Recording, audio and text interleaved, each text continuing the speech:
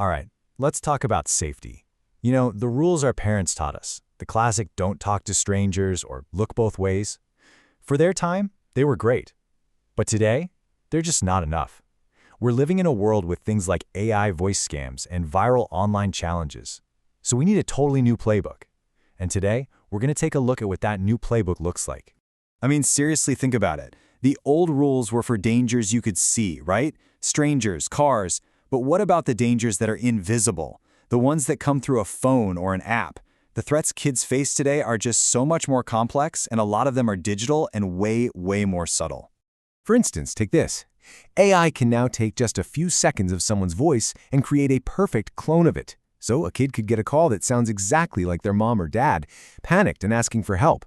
It's a kind of trap that uses a child's best instinct, their instinct to help, against them. The old rules just have no answer for that. And then you've got the whole social media pressure cooker. These dangerous online challenges, you've probably seen them, they can spread like wildfire. They push kids into doing really risky things, all for a few likes and clicks. So this isn't just about physical safety anymore. It's about learning to navigate this incredibly powerful and sometimes dangerous digital social world. And it's not just little kids we're talking about. Teenagers are being hit with some pretty sophisticated financial scams, like pyramid schemes that are dressed up to look like these cool online business opportunities. This just goes to show you that a modern safety curriculum has to be about more than just physical harm. It has to cover social and financial manipulation too. So the big question is, how do you even begin to build a program that can tackle all of this?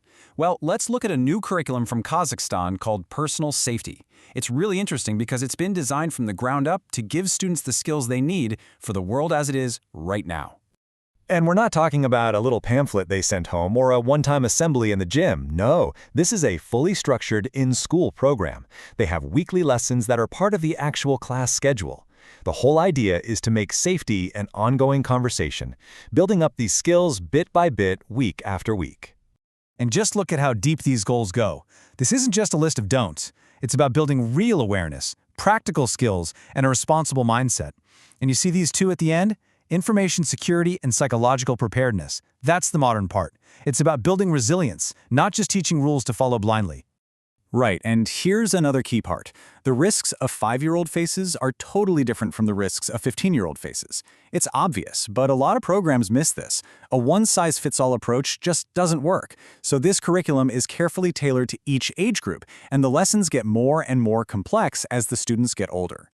And you can see that evolution so clearly right here. It starts with preschoolers, simple physical safety.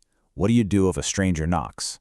Then, in primary school, that threat moves online, so they teach things like a family password rule. By middle school, they're digging into more abstract things like spotting fake news. And then in high school, it gets even more complex. They're learning how to spot social manipulation, like how to identify and stay away from cults. Okay, to make this all feel a bit more concrete, let's just zoom in on one topic that everybody understands: fire safety. Even with something this traditional, the program's focus is on clear, practical, life-saving knowledge. So it all starts with the basics, a simple, clear definition to set the stage. Notice it doesn't just say fire, it says uncontrolled combustion. That distinction is actually really important because it frames the problem perfectly. This is something that has gotten out of control and needs a very specific and very calm response. And here's what you do. The lessons boil it down to simple, memorable steps that can literally save your life. Stay calm and move against the wind. Cover your mouth and nose to filter the smoke, and if you can't see because of the smoke, get low. Get down on the ground where the air is clearer. These are the kinds of practical skills you need in a real emergency. And finally, maybe the single most crucial piece of information you can have: who to call. In Kazakhstan, the unified emergency number is 112. Just teaching this one number is huge because it means that no matter what the crisis is, a fire, a medical emergency, anything, a child knows exactly how to get help. So when you put all of these pieces together, everything from AI scams to fire safety, you start to see that this is about more than just teaching a list of rules. You're actually building something much bigger and much more powerful. And this quote really says it all. The whole point isn't to get kids to memorize a giant list of potential dangers. That's impossible anyway. The point is to empower them with the critical thinking skills to look at a new situation, assess the risk, and make a smart decision for themselves. It doesn't matter if it's a fire or a fake online profile. The skill is the same.